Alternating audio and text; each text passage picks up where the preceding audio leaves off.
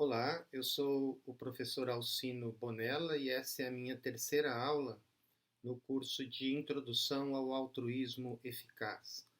Depois de uma primeira aula em que tratamos do altruísmo eficaz propriamente dito e suas bases filosóficas e éticas, nós discutimos no segundo ponto várias objeções e críticas, especialmente a objeção sistêmica e as respostas que existem dentro do altruísmo eficaz para tais críticas. Agora nós vamos tratar do engajamento político e do debate público, assim como do problema da irracionalidade política, que é um subtema dentro do tema da objeção sistêmica e das respostas acerca do relacionamento entre o altruísmo eficaz de um lado e o ativismo político e social de outro lado.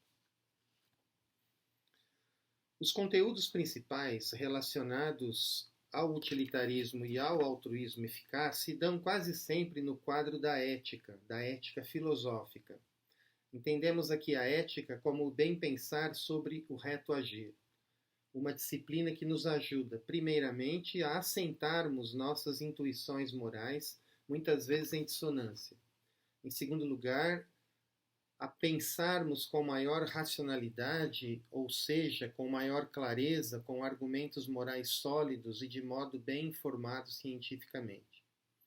Em terceiro lugar, a ética é a disciplina que implica desafiarmos epistêmica e normativamente o modo habitual de lidarmos com questões práticas, especialmente aqui no Brasil. Uma ideia central subjacente é que, em geral, o modo habitual será contraproducente quando estiver inclinado ao irracionalismo epistêmico, ao particularismo ético e a atitudes antiliberais, seja à direita, seja à esquerda. Especialmente se envolver a desvalorização ou mesmo a desconsideração das evidências científicas e do raciocínio prático, por exemplo, na tomada de decisões. O utilitarismo e o altruísmo eficaz são, explícita e eminentemente, teorias de tipo racionalista, universalista e liberal. E as propostas para a união da ética utilitarista e do altruísmo eficaz de um lado, com o ativismo político e social de outro lado, deve expressar tal compromisso.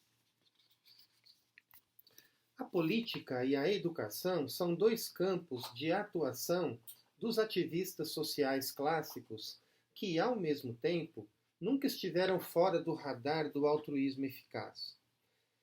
Mesmo a simples divulgação adequada do altruísmo eficaz, algo fundamental para qualquer movimento social, é ela mesma, a divulgação, um modo de ativismo, uma forma de intervenção interessante quando influencia o movimento social mais amplo, os gestores governamentais e aqueles que tomam decisões levando em conta avaliações de custo-eficácia, assim como estimulando os agentes a levar em conta o modelo dos estudos randomizados e controlados.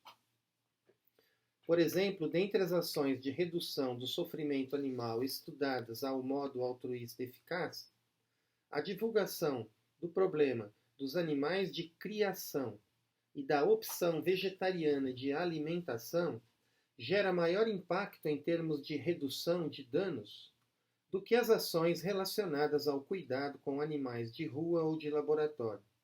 E isso dada a grande magnitude do problema na pecuária.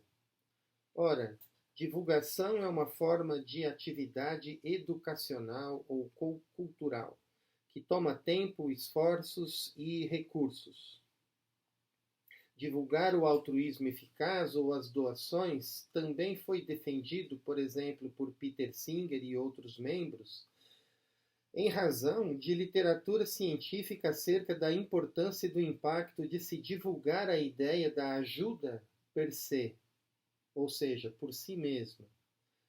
Ela seria uma forma não tanto de tornar o movimento conhecido, mas de estimular doadores potenciais a doarem, ou a aumentar o volume tradicionalmente doado, seguindo nisso resultados de pesquisas em psicologia comportamental sobre o efeito da divulgação da própria doação na criação de uma cultura filosófica mais robusta. Isso está no livro do Singer, de 2019, na versão atualizada do The Life You Can Save. Um outro aspecto é que a maioria dos que conhecem e aderem ao altruísmo eficaz são estudantes e professores, e por isso é natural que eles acoplem ao seu engajamento político ou social algum tipo de prática educativa ou de pesquisa, orientada ao altruísmo eficaz. Como são, por exemplo, grupos de estudos, grupos de práticas, todos formados por estudantes em muitas das universidades do mundo. Ora, o ativismo social tradicional, feito com partidos políticos, ou sindicatos, ou associações populares, e normalmente tratando dos temas da moradia, da educação, da saúde, da formação técnica, do acesso a crédito, etc., esses movimentos sempre envolveram também numerosas reuniões, debates, palestras e a deliberação em grupo, especialmente sobre maneiras de pressionar as autoridades ou setores sociais específicos para a obtenção de serviços, bens ou direitos legais para a população. Assim, os focos na política e na educação de ambos os tipos de movimento, aparecem não tanto como alternativas ou contrapontos um ao outro, mas como duas áreas para a atuação em conjunto e para o mútuo fortalecimento de cada ativismo, de cada movimento. Em termos gerais, dada a incidência que a política pode ter em termos de escala, por exemplo, uma decisão governamental ou uma lei pode atingir milhares ou milhões ou bilhões, se for internacional, de pessoas. E dada a natureza cooperativa incitada pela ética utilitarista e pelo altruísmo eficaz, alguma atuação e compromisso na política local, algo que pode ocorrer independentemente da doação de renda e dos outros compromissos internos ao altruísmo eficaz. Então, alguma atuação e compromisso na política local parece ser não só algo bem-vindo, mas algo que se espera do altruísta eficaz. Além disso, algum compromisso concreto em favor da criação e manutenção ou aperfeiçoamento de instituições políticas locais melhores e mais eficazes, especialmente a manutenção e o aperfeiçoamento da democracia constitucional e da sua cultura pública baseada nos direitos humanos e na inclusão social, é algo que também se espera do altruísta eficaz, já que também se espera de todo cidadão responsável.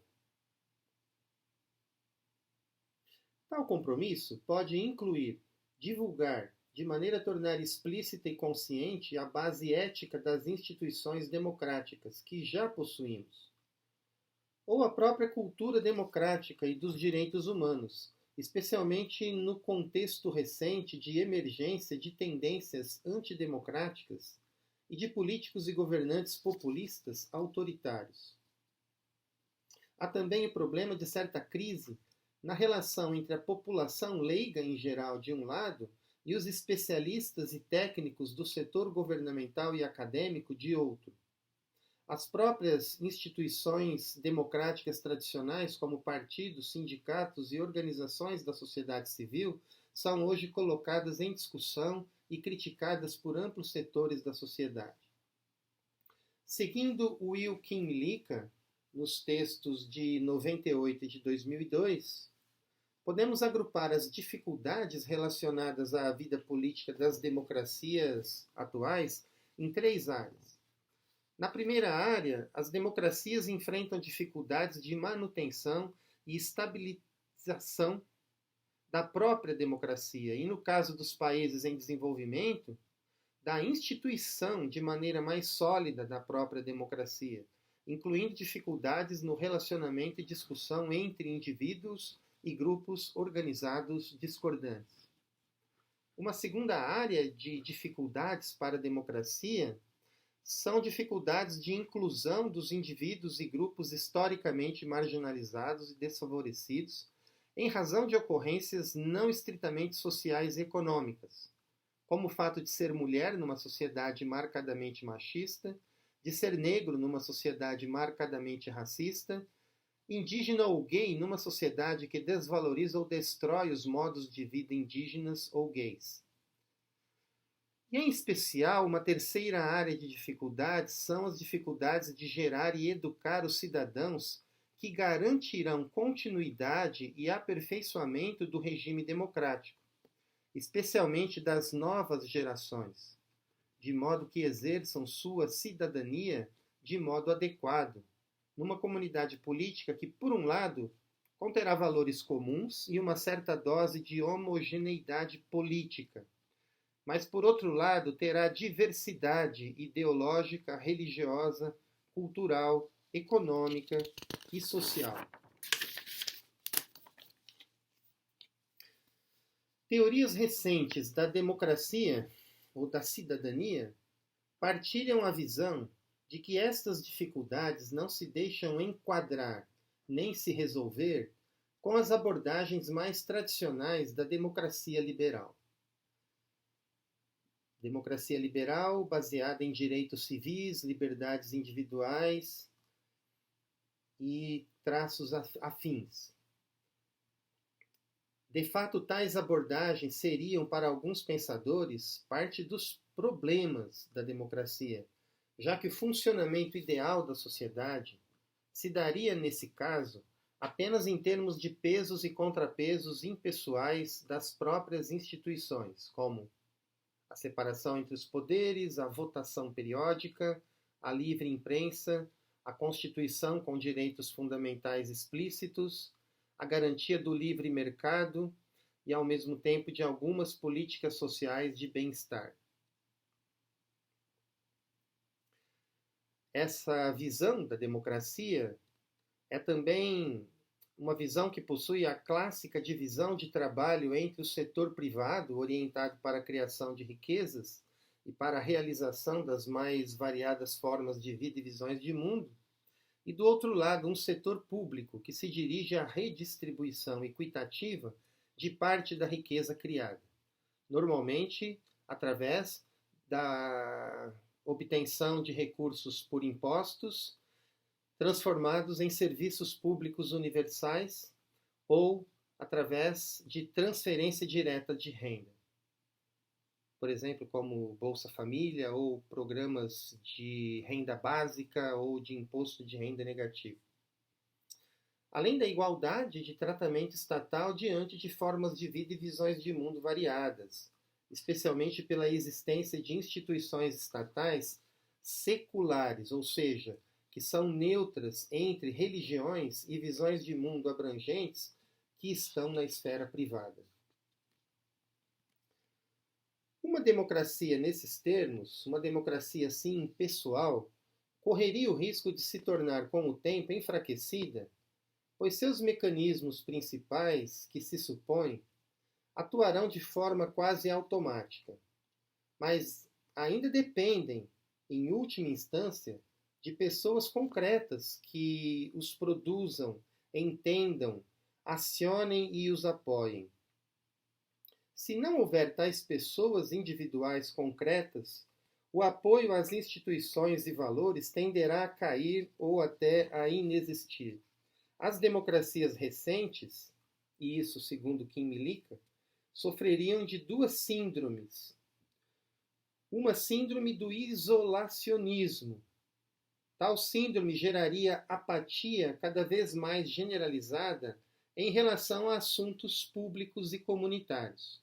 Também geraria passividade e dependência das políticas estatais de bem-estar, levando a um declínio na participação política e na fiscalização de governos e burocracias estatais.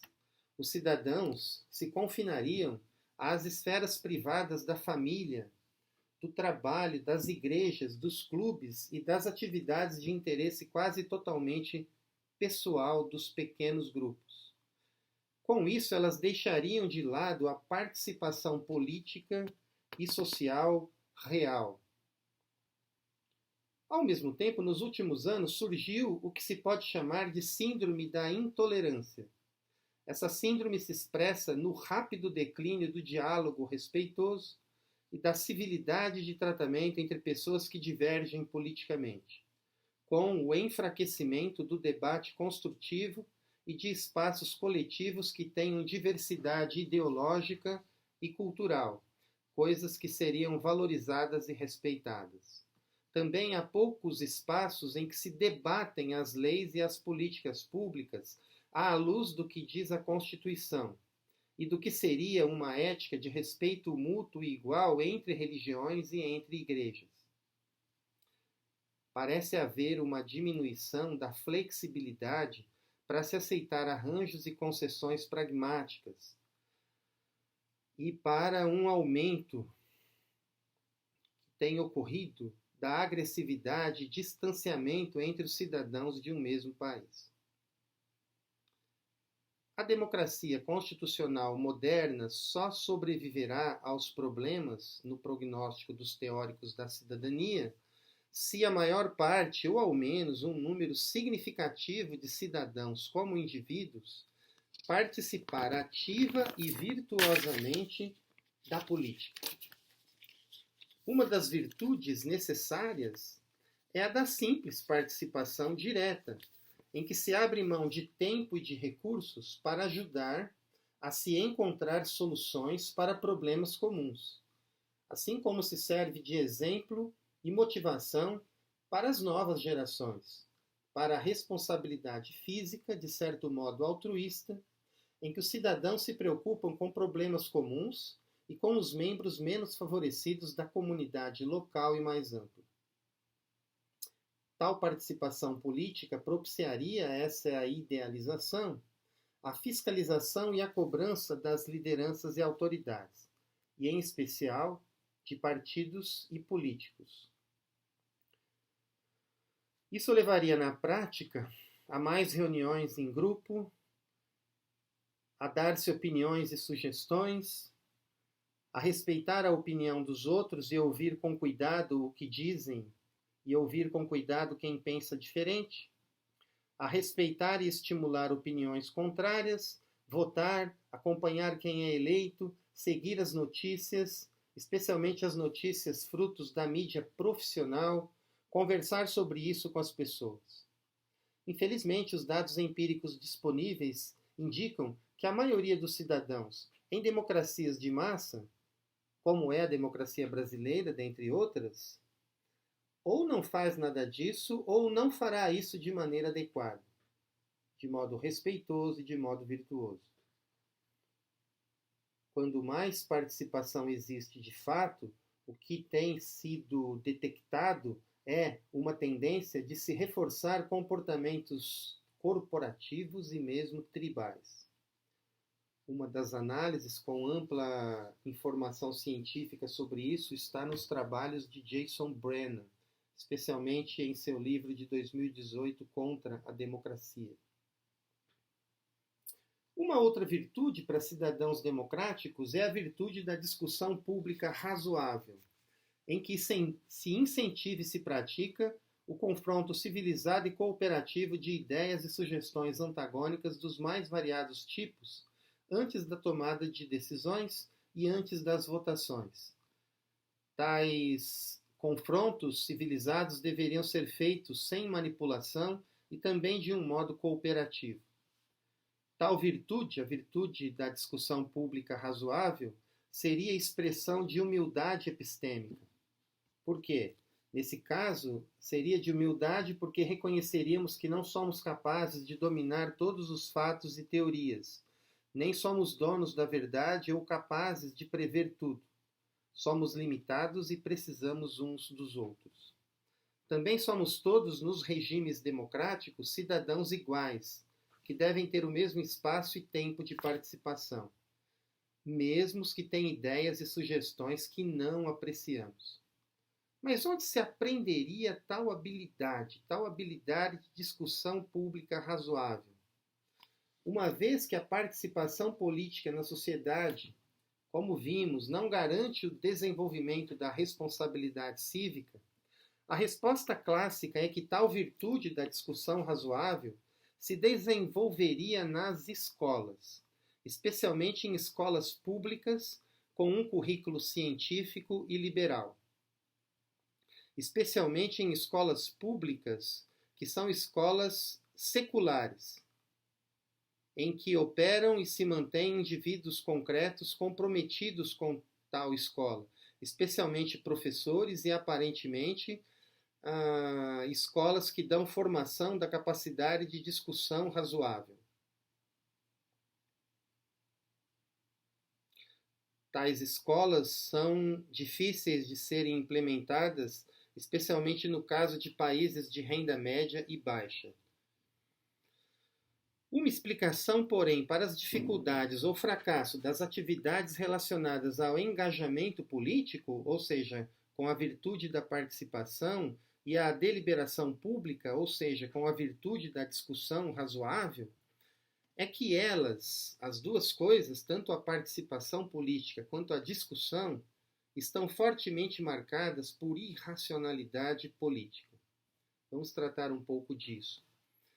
Segundo Michael Hilmer, no seu trabalho de 2016, temos divergências políticas fortes, persistentes e disseminadas. E tais divergências políticas são acopladas ao fato de que a maioria das pessoas age de modo irracional. Indicam que temos pouca chance, se continuarmos assim, de resolvermos os problemas sociais. E grande chance até de exacerbá-los, quando nos reunimos em grupos para tal. A irracionalidade impede que a maioria de nós forme juízos corretos sobre os problemas e suas possíveis soluções. Nossas convicções políticas são, em geral, determinadas por simples autointeresse, pertencimento ao grupo, desejo de manter a autoimagem, apego a manter coerência com crenças anteriores, mesmo que inadequadas. Os mecanismos usados para reforçar nossas convicções são dar um peso enviesado para certas evidências e provas mais convenientes a nós próprios, dar mais atenção aos argumentos que apoiam as nossas crenças mais queridas, desconsiderar argumentos contrários, usar fontes e autoridades com as quais já concordamos e que, em geral, produzem evidências a favor de nossas posições. Apelar a afirmações altamente especulativas, subjetivas e fortuitas quando somos confrontados com bons argumentos contrários. E com isso nos apegamos ainda mais às nossas próprias convicções. Algo notável é que acadêmicos e estudantes tendem a piorar as coisas ao associarem seus sofisticados recursos reflexivos a um viés político, ao contrário de pessoas leigas que são mais abertas a reformar seus próprios juízos, ou talvez menos capazes de racionalização. Para Hilmer, a melhor explicação para essa situação é o que ele chama de irracionalidade racional, algo que tende a reforçar o ambiente de polarização extremada, nada propício à solução dos problemas. Na reflexão que faço aqui nessa aula, algo nada propício ao engajamento político eficaz, que seja responsável e com deliberação pública razoável. Bom, para mitigarmos, para diminuirmos a irracionalidade na política, Michael Hilmer nos sugere 4 coisas. Primeira, tentar entender melhor a natureza da irracionalidade. Segunda, identificar situações em que nós mesmos somos tendenciosos e altamente parciais, para então hesitarmos em assentir às nossas próprias convicções.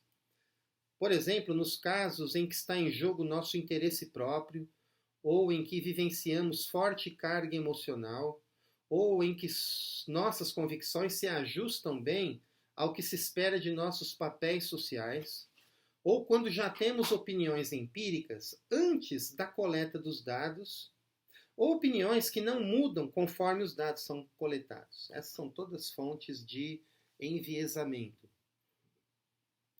Terceira coisa que pode mitigar a irracionalidade política é ajustar nossa confiança ao recepcionar informações e afirmações de terceiros, que, especialmente em debates políticos, provavelmente serão falsas ou desorientadoras ou incompletas. Quarta, lidar construtivamente com a irracionalidade dos outros, de modo a evitar insultos, tentar levar o interlocutor não a mudar de opinião, mas a se tornar cético quanto ao que todos de fato sabemos. Ou seja, ao invés de tentar uma conversão dos nossos debatedores à nossa opinião, o que precisamos é de tentar manifestar uma abertura e flexibilidade em relação às próprias opiniões, para que haja um espírito de cooperação em relação a quem discorda. Hilmer alerta que não sabe se tais sugestões seriam de fato bem-sucedidas e que parecem entrar em conflito com a prática aceita entre aqueles que podemos considerar os profissionais do debate político. Por outro lado, a prática aceita atualmente parece altamente mal sucedida em produzir concordância. E ao mesmo tempo, pelo menos nas experiências recentes, nos últimos 10 anos, a teoria aceita e a prática aceita dos debates políticos tradicionais parece bem sucedida em produzir polarização, ou seja, em aumentar a confiança dos que já mantêm uma posição particular. Estes mecanismos de irracionalidade política jogam contra qualquer otimismo em relação à formação de uma cultura política razoável e, aparentemente, contra o avanço do altruísmo eficaz, da ética prática e mesmo do utilitarismo, para não dizer da cultura científica em setores mais amplos da população em geral, ao menos no curto prazo.